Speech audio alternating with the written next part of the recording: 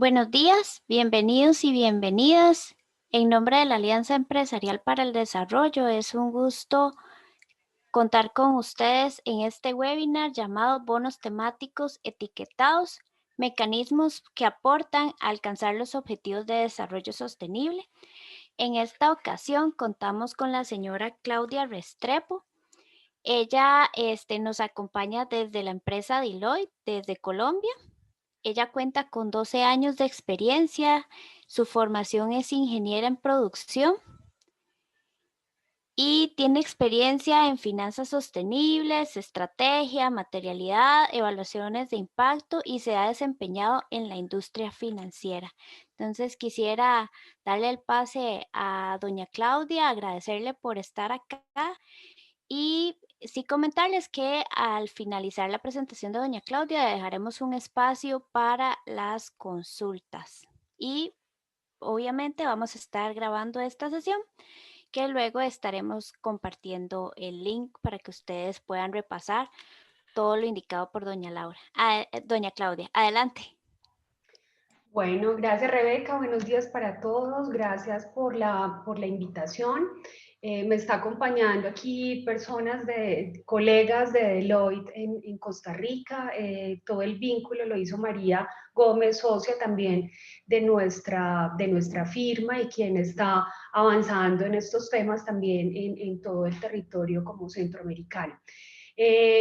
Vamos a pasar por una agenda. Ay, Rebeca, no me permite.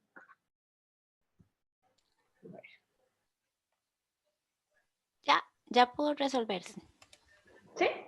Ok, perfecto. Perfecto, ahora sí.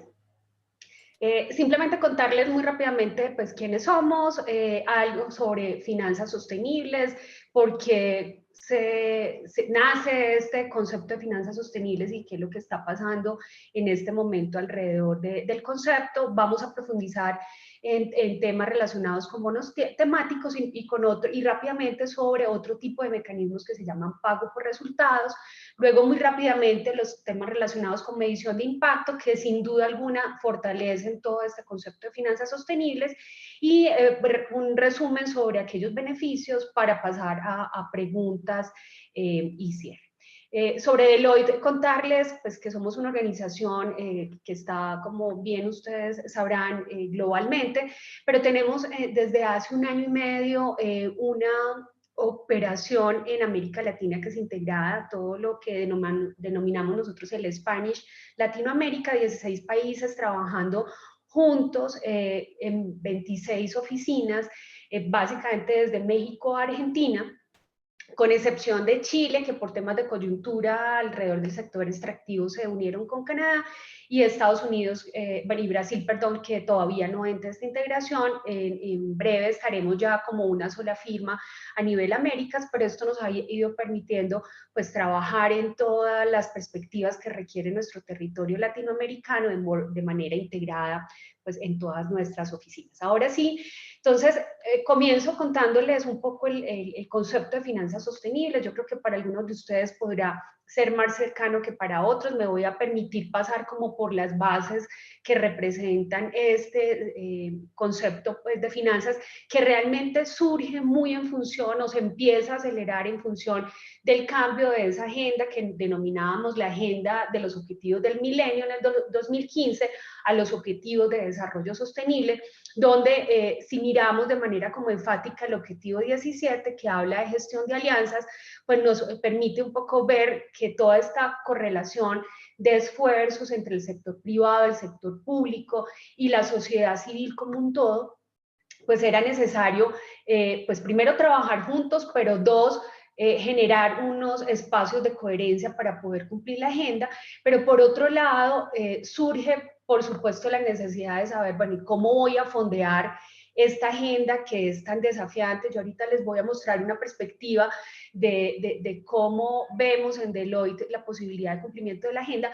pero finalmente estos instrumentos nacen justamente para responder la pregunta de cómo fondear, cómo vamos a traer financiación a esta agenda global, cómo vamos a poder traer recursos a esta economía de transición, a una economía baja en carbono. Y entonces empiezan a surgir distintas alternativas con una mirada que no solamente considera el rendimiento financiero en sí, sino que mira también cuáles son los impactos de índole social y ambiental que pudieran generarse al mismo tiempo. Y a su vez empiezan a mirar y cada vez más, de hecho, desde el 2019, 2018, 2019 han sido años de muchísimo avance con respecto al tercer punto que está aquí contenido, y es una mirada muy clara en torno a esos criterios que ahorita se están denominando ESG en inglés o ASG en español, que se refieren a criterios ambientales, sociales y de gobierno corporativo, en torno al riesgo y a la toma de decisión en función de decisiones financieras. Entonces, pues todo esto empieza, digamos, a generar un movimiento donde se empiezan a aflorar nuevos mecanismos de finanzas sostenibles con unos elementos que quisiera como resaltar en función de el por qué y cuál es el valor real que tiene el concepto, pues finalmente permite hacer esa coherencia que mencionaba de distintos tipos de inversionistas o de distintos tipos de capitales, donde estoy generando la posibilidad de traer recurso privado, público, incluso de banca multilateral, de cooperación, de toda esta red de inversores de impacto, para poder tener atención a esas necesidades globales, nuevamente muy enmarcados en la agenda de los objetivos de desarrollo sostenible. Al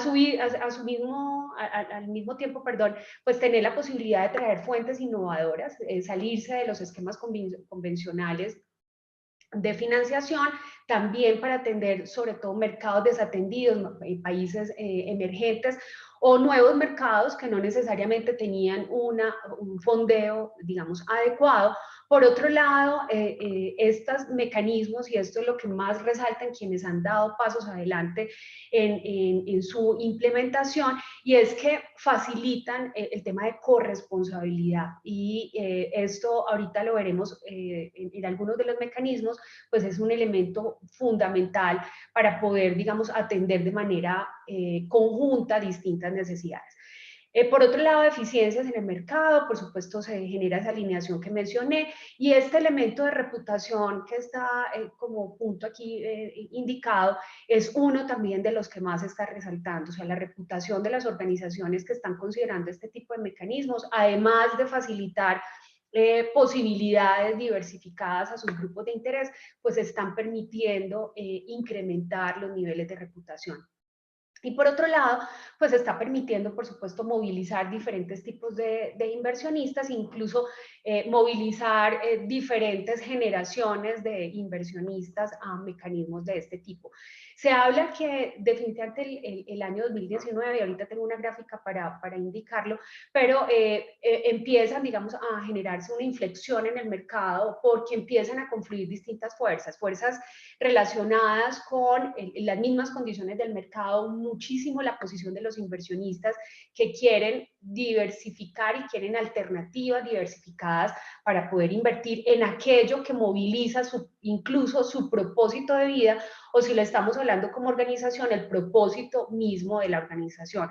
Por otro lado, la regulación va avanzando fuertemente. Yo vivo en México y, por ejemplo, todos los fondos de pensiones, las que se denominan aquí AFORES, ya tienen un planteamiento para estos fondos al 2022, donde hay una exigencia de poder incorporar criterios, no solamente desde la perspectiva financiera per se, sino también en la inclusión de factores sociales y ambientales en las tomas de decisión y en dónde invierten el recurso que se recauda a través de las pensiones, dónde se lleva, a qué tipo de proyecto se lleva, y asimismo, digamos que en todos estos países ya empiezan los reguladores a establecer condiciones para que estos temas no estén alejados de la realidad de los negocios. Los riesgos también pues podrían ser compartidos, como ahorita mencioné, y facilitan esta inflexión. Igual la tecnología que facilita todas las transacciones, pero que a su vez empieza a exigir que detrás existan criterios ASG en esa toma de decisiones.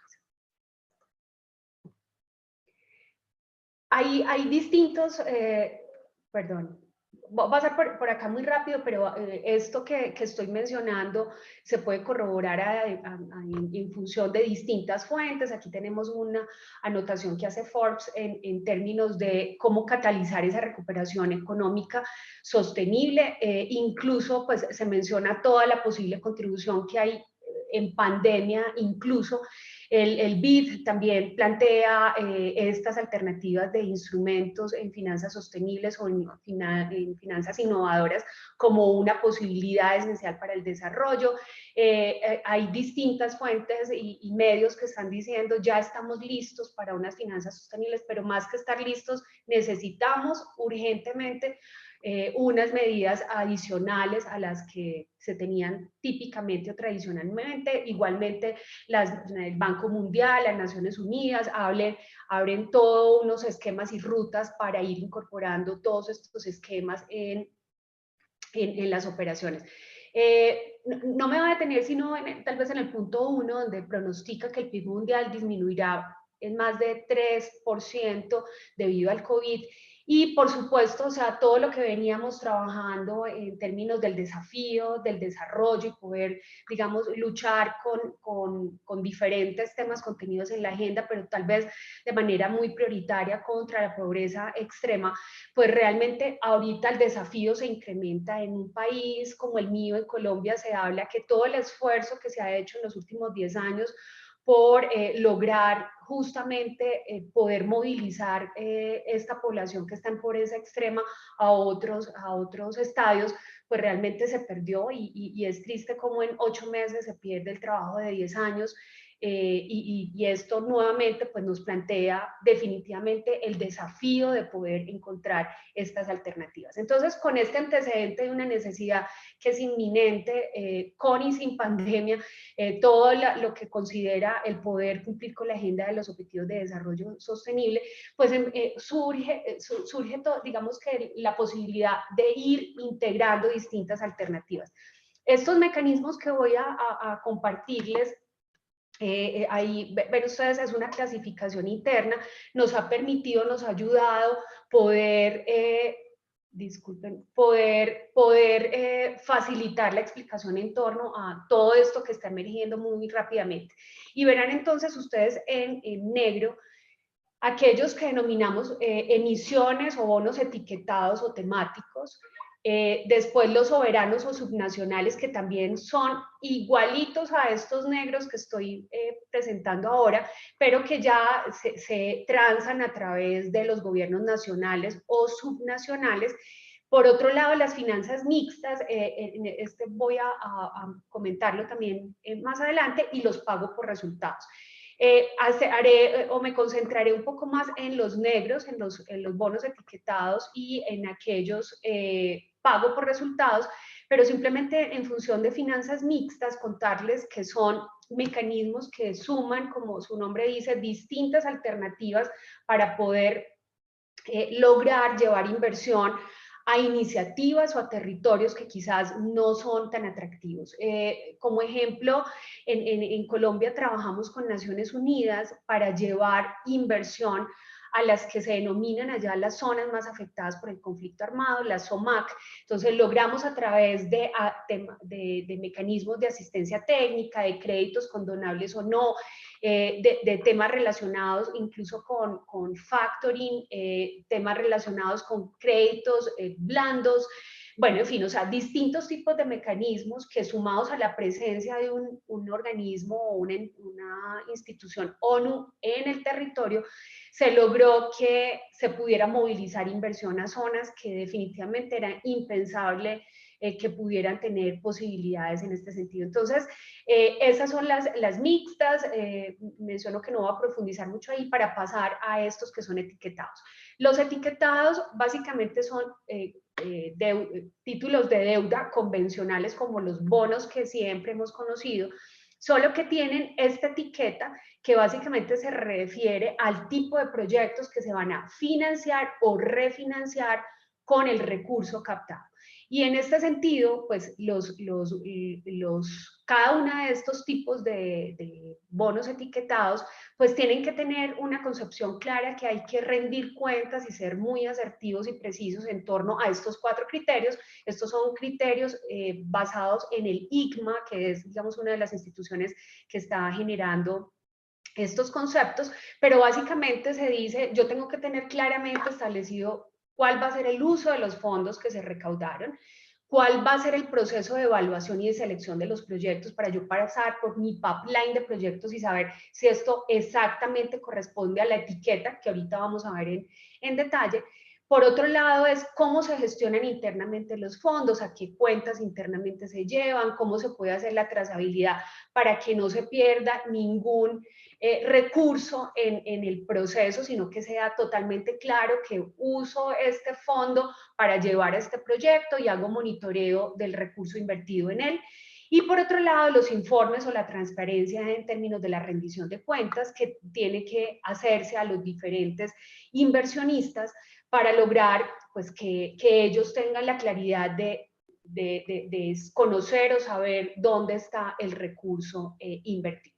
Hay diferentes tipos entonces de etiquetas. La etiqueta o los bonos que más han tenido avance en el mundo entero se relaciona con los bonos verdes. Aquí los bonos verdes permiten la financiación o la refinanciación, como ahorita mencionaba, de proyectos que estén relacionados con temas ambientales, productos energéticamente eficientes, todo el tema de gestión de agua, transporte limpio, construcción, producción limpia, reciclaje, tecnología, podrían ser sujetos a financiarse con un bono verde. Más o menos el tamaño, y aquí hay distintas fuentes que realmente son tan distintas que simplemente tomen esto como una base en torno a las posibilidades que tiene el mercado, pero estamos hablando de 167 billones de dólares más o menos en este mercado de bonos verdes. Esto quiere decir es los montos que se han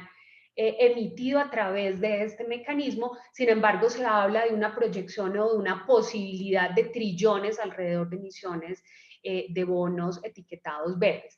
Por su parte, los climáticos, entonces, están muy asociados y hay que demostrar cuál es su aporte a economías de bajo carbono y resistentes al clima. Los proyectos que típicamente se presentan para este tipo de etiqueta están relacionados con energía renovable y construcción, lo que se denomina la construcción ecológica, que puede tener a su vez cualquier tipo, digamos, de sello, puede ser LEED o puede ser un cradle to cradle o puede ser, digamos, cualquier tipo de construcción que pueda demostrar que hay una eficiencia en el uso de los recursos, que está proyectado incluso temas de economía circular dentro de la misma construcción, es decir, pensar incluso en qué pudiera suceder en el momento de desmantelamiento o de demolición de una construcción en particular y cuál sería como el uso posterior a los elementos usados para la construcción. Por su parte, los bonos sociales pues ya están muy enfocados, pues como su nombre lo dice, a generar un impacto positivo desde el ámbito social. Aquí típicamente se ha trabajado muchísimo en temas de generación de empleo, en temas relacionados con grupos vulnerables, en condición de pobreza, en marginados, desplazados, migrantes, finanzas o microfinanzas, todos los temas relacionados con seguridad y vivienda, digamos que aquí podrían también entrar como alternativas de financiación.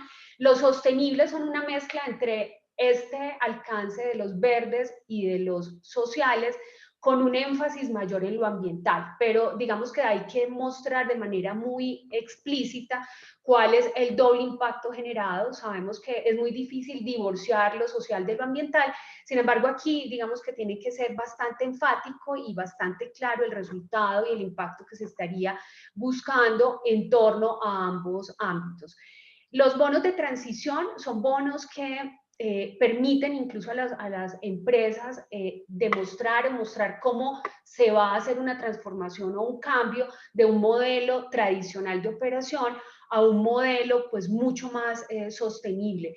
Estamos mirando una alternativa homóloga para una empresa de transporte, y ahí lo que estamos tratando de proyectar es cómo ellos van a cambiar toda su flota de transporte, tanto la flota de desplazamiento entre municipios, estados o departamentos, como su flota de última milla, ya para hacer el delivery directo, digamos que a sus clientes, cómo hacer una transformación a vehículos híbridos o vehículos eléctricos, y a su vez cómo usar digamos, los techos de los centros de distribución para poner paneles solares y facilitar la autogeneración de energía para el uso, digamos, de sus operaciones. Estos bonos, repito, permiten poder establecer ese cambio en el modelo. Están siendo analizados en este momento por varias organizaciones, porque nuevamente permiten poder cumplir incluso con planteamientos estratégicos que se ha hecho de modificación en redundando en su estrategia, a partir, digamos, de traer recursos frescos y poder implementar pues dichos cambios. Hay otros, digamos, que están emergiendo y están en el donde, aquí hay colores diversos, están los bonos naranja. Este realmente fue una innovación que se hizo a través del BID, con el apoyo de un banco de desarrollo en Colombia, muy en línea de apalancar la política de gobierno nacional relacionada con movilizar recursos a la denominada economía naranja o a las economías creativas. Entonces aquí están temas de cultura, emprendimiento, propiedad intelectual y patrimonio, como ven ustedes ahí, y digamos que bonos que permiten, y en este tuvimos nosotros la fortuna de acompañar el ejercicio, que permitieron activar actividades no convencionales o no commodities en Colombia, para poder apoyar, digamos, este tipo de industrias que hoy, en medio incluso de la pandemia, pues han podido tener la posibilidad de continuar con sus proyectos a causa de tener esta financiación. Los ODS o los bonos ODS van a financiar uno o varios objetivos directamente. Se puede armar un paquete indicando a qué tipo de objetivos está orientándose esta inversión, a qué tipo de metas se están movilizando. Y por su parte, los COVID que surgieron, por supuesto, en medio de estos meses, fueron rápidamente ajustados por organizaciones como el ICMA, como la IFC, para poder priorizar aquellos renglones de la economía que requerían un apoyo en torno a la recuperación económica y a las afectaciones que está teniendo la pandemia. Por tanto, y ven ustedes allí que están muy relacionados con aspectos vinculados a la salud, de servicios de atención médica, suministros, productos farmacéuticos, seguros, y por su parte también el empleo en torno a poder, digamos, poder soportar las necesidades de pymes, y la generación de empleo y emprendimiento también puede ser fondeada con ellos, y a su vez organizaciones u ONGs que estén relacionadas con las posibilidades de acelerar o mitigar los riesgos relacionados con COVID, como pueden ser los bancos de alimentos. Los azules, que todavía no tenemos experiencias en América Latina, y que puede, hablando con María Gómez, hablábamos, puede tener bastantes posibilidades para un país como el suyo, como Costa Rica. Pues aquí está esto relacionado con la posibilidad de fondear proyectos que se relacionen con la protección básicamente de ecosistemas hídricos, especialmente ecosistemas marinos. Entonces ahí también hay una posibilidad pues, grande. Hasta ahí un poco las alternativas de financiación. Esto porque surge o porque está emergiendo de manera muy importante, es porque nuevamente las posiciones del inversionista están cambiando, y el inversionista quiere saber que si tiene un diferencial para invertir, quiere invertirlo en algo que movilice su propósito. Entonces, para darles un ejemplo, en la emisión, una de las emisiones de bonos sociales realizada en Colombia, se encontró que la demanda de este tipo de emisión fue de más de 4.5 veces lo que se estaba estableciendo como demanda del bono. Esto empieza a demostrar que hay definitivamente una posición del inversionista donde dice, este recurso a mí me interesa que pueda habilitar proyectos de mejoramiento del agua o proyectos de mejoramiento del empleo en un territorio, o definitivamente para mí es muy relevante que todos los temas relacionados con arte, cultura e innovación tengan recursos para poder dinamizarse. Entonces, quiero llevar mi recurso a una etiqueta específica y no como tradicionalmente se hacía, a un bono donde te presentaban el rendimiento financiero, pero no necesariamente se lograba movilizar pues aquellas iniciativas socioambientales que te conectaban nuevamente como persona o como organización. Estos bonos son relativamente fáciles de estructurar.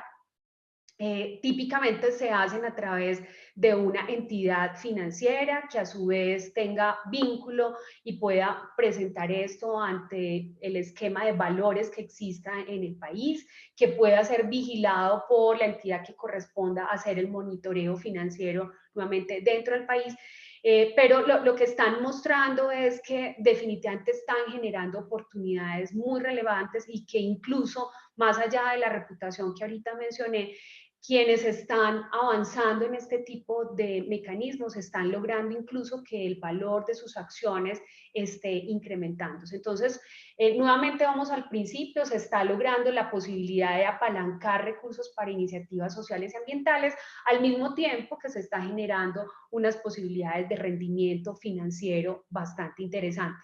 Esto simplemente para contarles, hay distintos mecanismos de inversión, aquellos mecanismos de inversión que estamos viendo aquí, pues corresponden a aquellos que están en el centro, es decir, tenemos inversiones generadas del lado izquierdo, donde hay una perspectiva de retorno financiero y hay instrumentos, digamos, que están mirando temas de capital tradicional, pues, o que mira lo que es el mercado tradicional o convencional de bonos.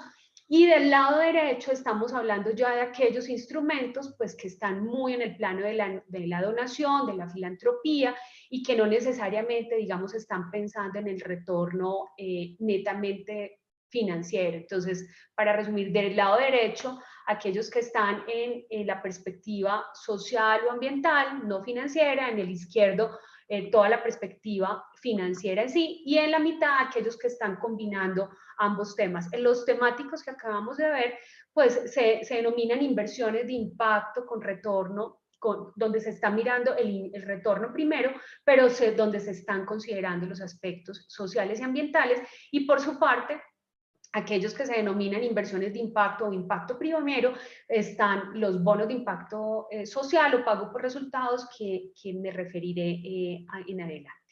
Esta es un poco la perspectiva de algunas posibilidades, digamos, de incremento de estos bonos. Definitivamente 2019, lo decía yo ahora, empieza a convertirse en uno de los años más importantes para el crecimiento de este tipo de instrumentos.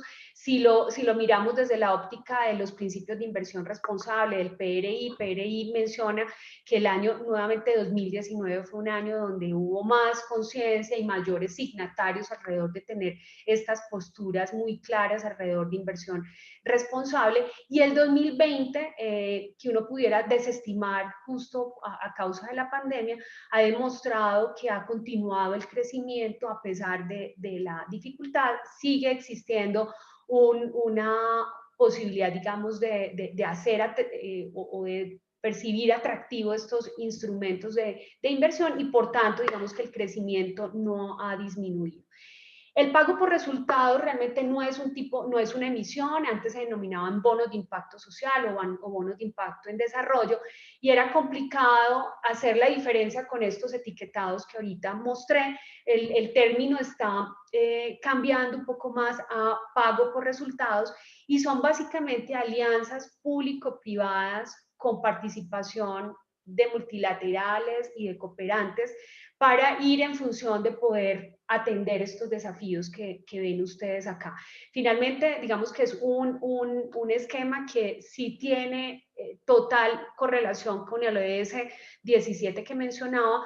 Decirles que esto comenzó todo en Inglaterra a través de formular un proyecto para reducir las posibilidades de reincidencia carcelaria, especialmente en jóvenes entre 18 y 24 años que estaban cursando penas o menores, por delitos también menores. Entonces se dieron a la tarea de, a través de un mecanismo homólogo al que les voy a mostrar, de poder traer recursos, poder efectivamente hacer una formación muy clara que permitiera la generación de ingresos posterior a su vinculación nuevamente como a la vida en legalidad, y poder tener estas alternativas para subsistir de manera muy personalizada. No es yo tengo un taller de maderas como ocurre en muchas cárceles o prisiones en el mundo entero, o tengo alternativas de talabartería, o tengo otras opciones y yo hago que la persona que esté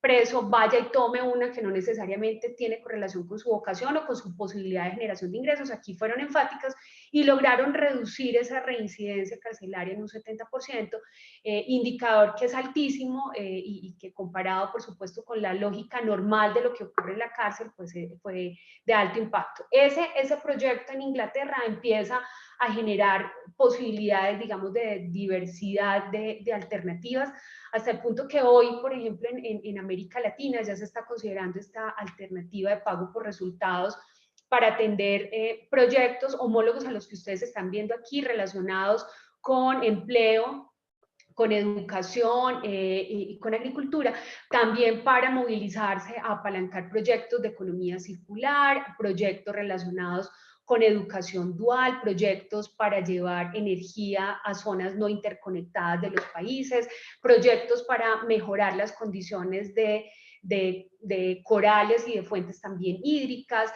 posibilidades alrededor de generar mejores condiciones a niños en capacidad en condición, perdón, de adopción o de adoptabilidad. Y en salud también, digamos, estamos viendo emerger grandes posibilidades alrededor de temas como diabetes, de enfermedades huérfanas, bueno, digamos, de diferentes alternativas. Hoy incluso pensando es un mecanismo homólogo para temas proyectados de vacunación, no solamente COVID, sino cuadros de vacunación de edad temprana y cuadros de vacunación en edad adulta. Con esto quiero decir que de pronto, desde la óptica de cada una de sus organizaciones y de acuerdo con la temática que pudiera ser como relevante movilizar, pues quisiera que miráramos este gráfico. Este ilustra un poco de qué se trata este pago por resultados. Voy a mencionar un pago por resultados que tuvimos el placer de apoyar en su primera versión, que fue la generación de empleo en Colombia, y ahorita estamos finalizando el segundo pago por resultados también de generación de empleo. El 12 de diciembre justamente concluye ese segundo proyecto. Aquí en este esquema tenemos los diferentes estos diferentes actores. Existen unos inversionistas que cumplen su rol, digamos, convencional de asumir el riesgo de la inversión y de esperar un retorno del dinero invertido en la iniciativa.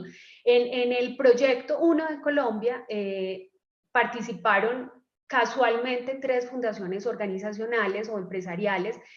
No necesariamente tiene que ser así, puede ser una empresa que directamente pone su recurso en un proyecto de este tipo, pueden ser inversionistas de impacto, pueden ser pues ONGs, repito, como ocurrió allá, puede ser un grupo de personas naturales que se unen para tener una posición dentro del proyecto e invertir conjuntamente, en fin, o sea, cualquier tipo de inversionista que dice, este tema a mí me interesa, en este caso, para estas 3 organizaciones o fundaciones, el tema de empleo hacía parte de las iniciativas o líneas de intervención. El recurso de estos inversionistas se va a una fiducia, a un patrimonio autónomo, vigilado por la entidad financiera gubernamental pues que corresponda, para que dé toda la transparencia y legitimidad al manejo mismo del dinero. Luego están del lado izquierdo los operadores. El intermediario es básicamente quien hace un rol de conectar adecuadamente estos operadores. Estos operadores trabajan bajo una perspectiva, una lógica diferente quizás a la que típicamente trabajan, es decir, no se les compensa por cronogramas o por hitos de pago o por revisión de algún tipo de entregable. Aquí básicamente el pago se hace en función del cumplimiento de unos indicadores, de unos KPIs que a su vez, perdón, en una etapa previa de diseño se tiene conceptualizado cuánto cuesta cada KPI. Les voy a poner de manera concreta el ejemplo. En empleo, estos KPIs o estas etapas de intervención, en resumen, pasaban por 4 pasos. Por un paso de elegibilidad de personas desempleadas y que cumplieran ciertas condiciones socioeconómicas para participar. Entonces, paso 1, elegibilidad. Paso 2 estaba relacionado con una formación para el empleo. El KPI 3 relacionado con toda la articulación laboral para lograr que esta persona logre su puesto de trabajo. Y 4, una retención en los puestos de trabajo nuevos por un periodo de tiempo. Repito, cada KPI tiene un precio. Cada KPI es el que se considera resultado, para ir como con el título del mecanismo. Esos KPIs son revisados por un verificador o un evaluador o un revisor externo que dé la tranquilidad y la legitimidad nuevamente del resultado, del cumplimiento exacto de estos KPIs, que se haya hecho la formulación adecuada para multiplicarlo por el precio o el valor acordado y poder pasar la información a la fiducia. Es por temas simplemente ilustrativos, existe esa flechita acá, pero digamos donde está la innovación del modelo está justamente en los copagadores. Los copagadores pueden ser agencias de cooperación, pueden ser multilaterales, puede ser el gobierno central, el gobierno local, dependiendo, digamos, del alcance que tenga el proyecto, pues entraría el nivel central o el nivel local. En este que les estoy explicando, el número 1, fue un proyecto hecho con alcance nacional. Entonces en ese momento entró la entidad del gobierno que tenía una partida de gasto público para dedicar a reducir el indicador de desempleo en Colombia.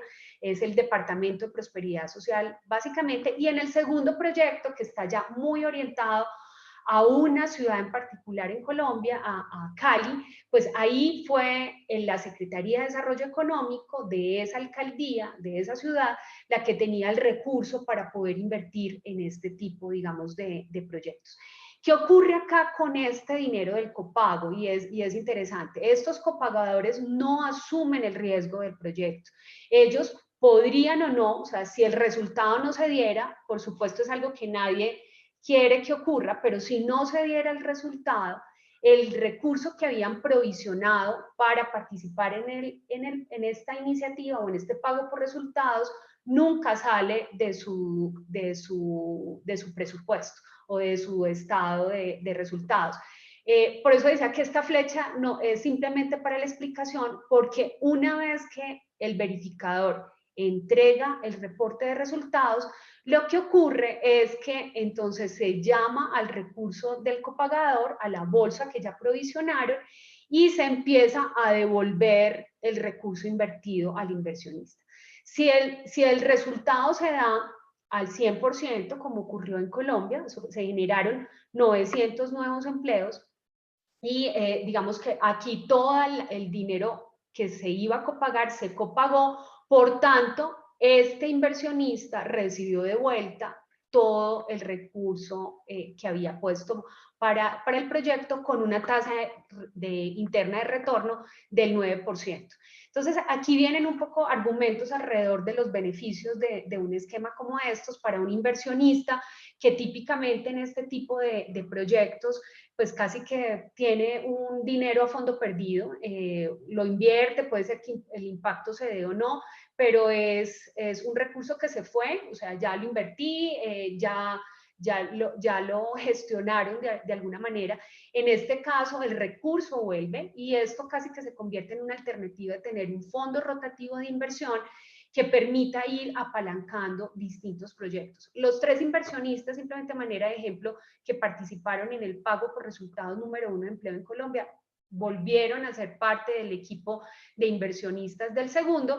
Ya como ya habíamos pasado por un piloto que fue esto y un aprendizaje, pues ya hubo bastante posibilidad de acceder a otro tipo de inversionistas y llegaron varios queriendo, digamos, que participar, de manera que en el segundo ya no son 3, son 6, se descartaron algunos para priorizar también y concentrar la inversión en 6, y después esto va a ir creciendo hasta constituirse en un fondo de pago por resultados que ya se está adelantando en el gobierno, un fondo de pago por resultados en empleo. Entonces, para el inversionista es la posibilidad de un recurso que vuelve y que puedes seguir de manera rotativa usándolo en distintos proyectos. Los operadores pues cambian su manera de operar. Yo creo que hay una madurez en torno a su compromiso y por supuesto a sus resultados. Y desde el punto de vista de copagadores, pues hay distintos argumentos también bastante interesantes para ellos. Los multilaterales y los cooperantes, pues que sabemos que en varios territorios como el mío en Colombia se han invertido millones y millones que realmente no necesariamente han generado una movilidad en términos de desarrollo y menos aún impacto, pues esta es una manera de ellos tener una garantía y poder saber que si el resultado no se dio, pues no hay fondeo. Y para el gobierno creo que son los mayores argumentos porque tienen la posibilidad de atender una temática frente a la cual están comprometidos, una temática socioambiental, pero de otro lado están logrando traer recursos distintos y sumarlos a su posibilidad, digamos, de atención o de intervención.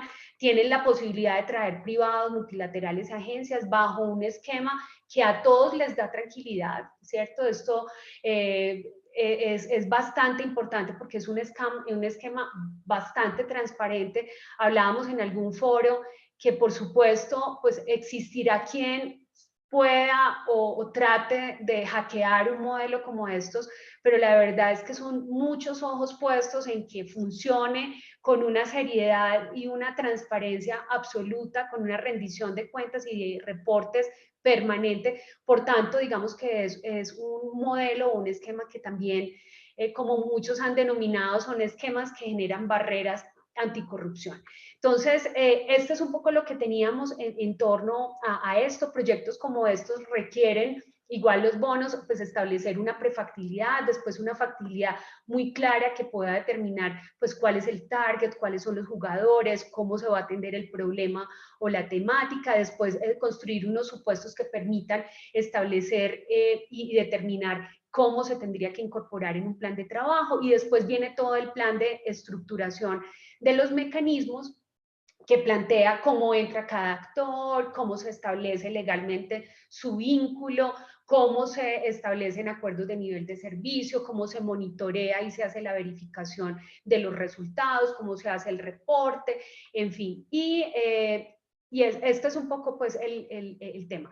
Ahora, importante y hablamos desde el principio que todos estos mecanismos están en función de la contribución al desarrollo, a los ODS. Entonces, la medición del impacto aquí se vuelve muy relevante. Yo a manera simplemente de ejemplo, bueno, antes de eso, y les contaba antes, en la proyección que un poco se hace en torno al cumplimiento de la agenda de los objetivos de desarrollo sostenible, pues no quiero ver esto como una posición negativa, pero realmente se dice que si seguimos avanzando al ritmo que venimos avanzando, la agenda de los objetivos de desarrollo sostenible no podría cumplirse al 2030. Se estaría pensando en que estaría cumpliéndose en el 2073. Por tanto, nuevamente, o sea, el llamado aquí es, si seguimos pensando convencionalmente, si no hay temas de innovación, si no hay posibilidades de trabajar juntos en alianza, va a ser muy difícil que se acorte esa proyección y que definitivamente pues podamos tener un cumplimiento al 2030. Este análisis lo hacemos conjuntamente con el Social Progress Imperative, que es básicamente una de las tantas metodologías que usamos, está muy relevante para nosotros, pero tratamos de hacer agnósticos en la evaluación del impacto, porque siempre dependerá de lo que yo quiero evaluar, el mecanismo, metodología que debería usar.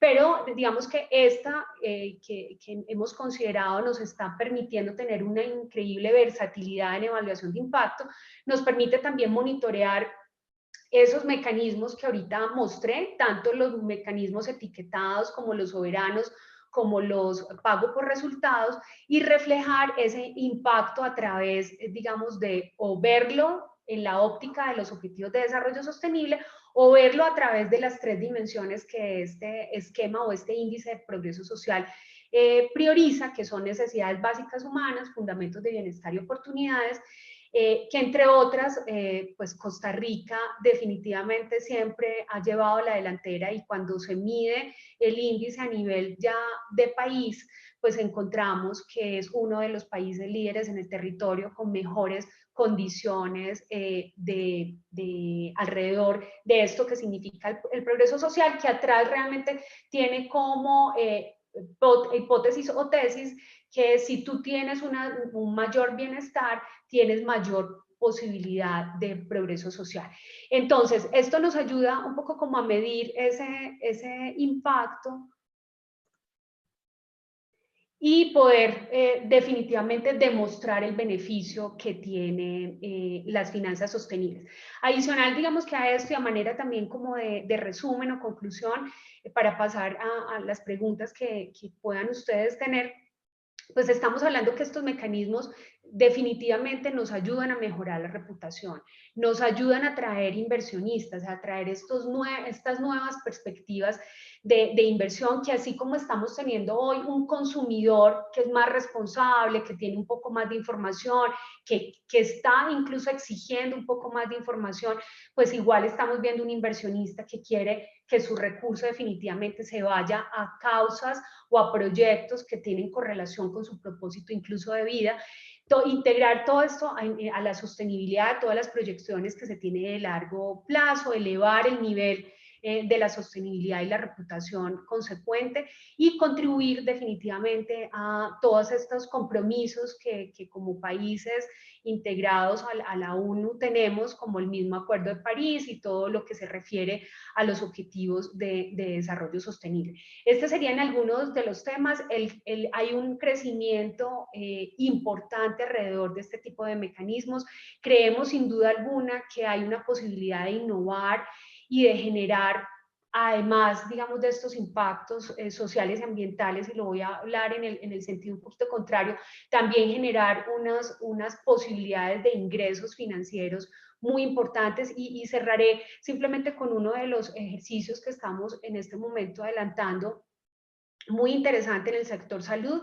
En salud, uno de los grandes desafíos es el acceso, la adherencia a tratamientos de alta efectividad, y empezamos con unas organizaciones del sector salud a repensar un poco los esquemas que hoy están para lograr llevar pensamos con temas oncológicos, poder llevar tratamientos oncológicos de alta efectividad a población vulnerable. Y encontramos que este tipo de alternativas nos están dando la posibilidad de poder lograr ese objetivo, empezando por cosas pequeñas. Aquí estamos empezando por 141 pacientes anuales, que uno pudiera decir, pues esto es muy poquito, pero realmente es la posibilidad de tener esperanza para 141 familias y poder avanzar, igual que los 900 empleos que ahorita conté en Colombia.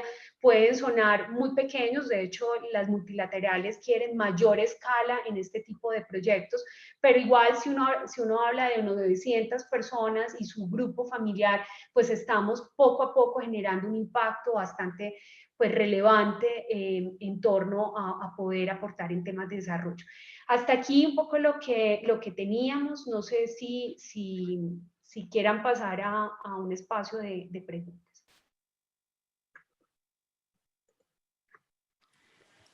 Muchas gracias, doña Claudia, por por compartirnos toda esta información tan valiosa. Y sí, en el chat tenemos ya algunas preguntas. Alison Villalobos nos dice, los bonos verdes a los que hemos tenido acceso no otorgan mejores tasas ni mayores plazos, por lo que es complicado darle beneficios a los clientes que los motiven a tomar deudas. ¿Conocen bonos que sí den beneficios en precio y plazo? Sí, ese es mejor dicho, el gran desafío es ese, o sea, poder comparar precios y plazos con un bono tradicional, y lo otro es generar la atracción del inversionista al bono, o sea, hacerlo atractivo y tener la demanda suficiente del bono. El gran desafío justamente en América Latina, y esto lo hemos hablado en diferentes foros, es llegar a ser homogéneos, poder tener las dos alternativas. Igual, y si te pongo el paralelo con consumo también, con consumo responsable, es tener dos productos donde tengo un precio homólogo y donde la decisión se basa es en tener la tranquilidad que no hubo trabajo infantil, que no están, digamos que, generando impactos negativos en cualquiera de los recursos base para producir el alimento o el producto en particular. En fin, es lo mismo tiene que pasar en inversión. Y creo que en este momento las grandes apuestas están en cómo lograr que esto pueda darse. Hay bancos que han ido avanzando un poquito más en ese sentido y digamos, logrando tener tasas un poco más pares.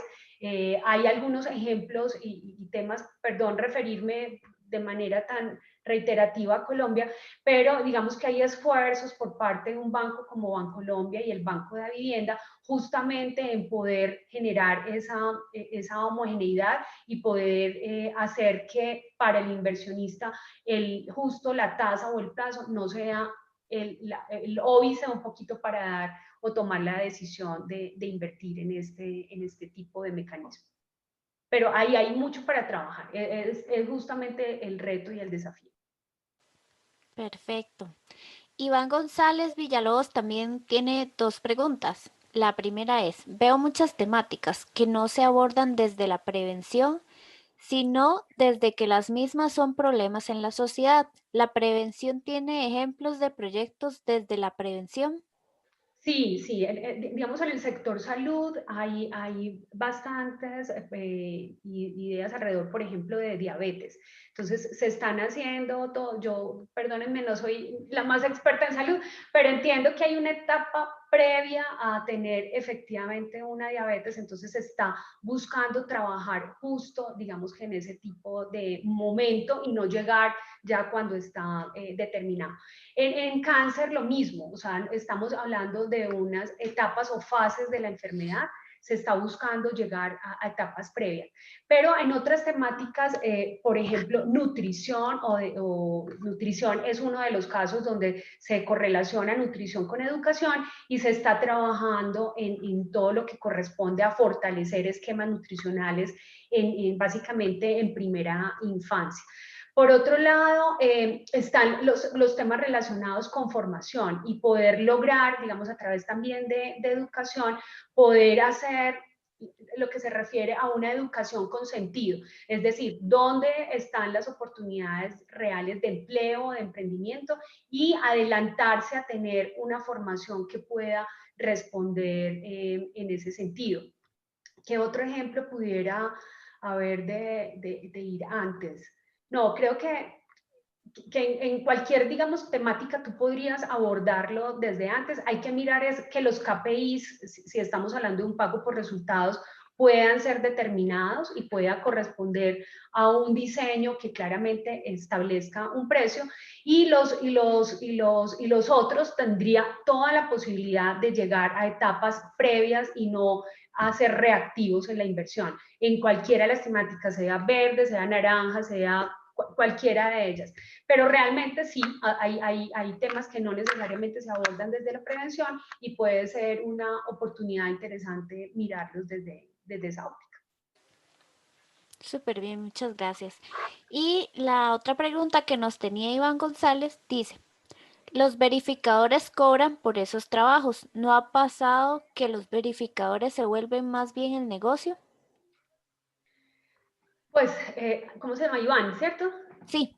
Iván, pues te cuento, sí, o sea, existe un ecosistema y honestamente te digo, por supuesto existen roles alrededor de esto. Nosotros somos verificadores, el negocio no lo vemos desde la óptica de la verificación per se. Creo que hay temas que están relacionados con cumplimiento, que requieren una auditoría, una revisión de tercera parte y pudieran verse de esta forma.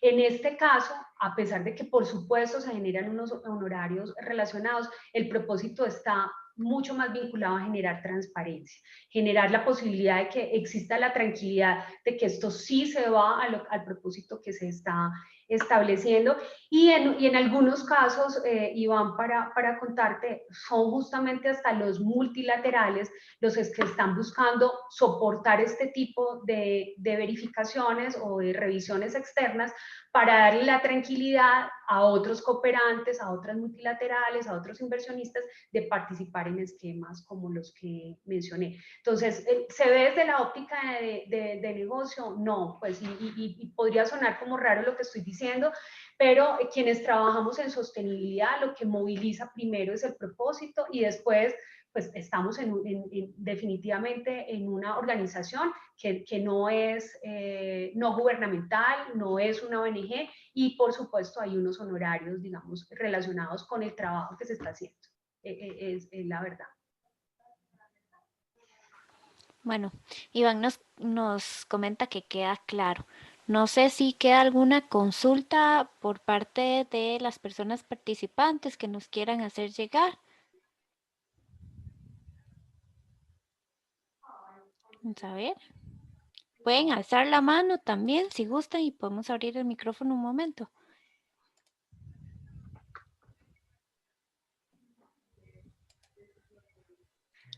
Bueno, no tenemos más preguntas, Claudia. Agradecerle a usted y a María por toda la gestión, ¿verdad? Que se ha venido dando para llevar este tema tan importante, que es muy importante que también a nivel de las empresas puedan saber en dónde estamos con temas de financiamiento, de bonos y que puedan inclusive estar aportando, este, optando por estos, ¿verdad? Sí, Silvia, la grabación se las estaremos compartiendo posteriormente.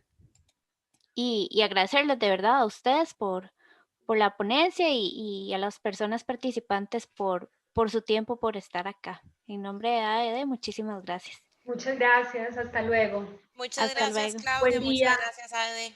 Un fuerte con, abrazo. con mucho gusto, hasta luego. Que Hasta tengan buen luego. día. Chao.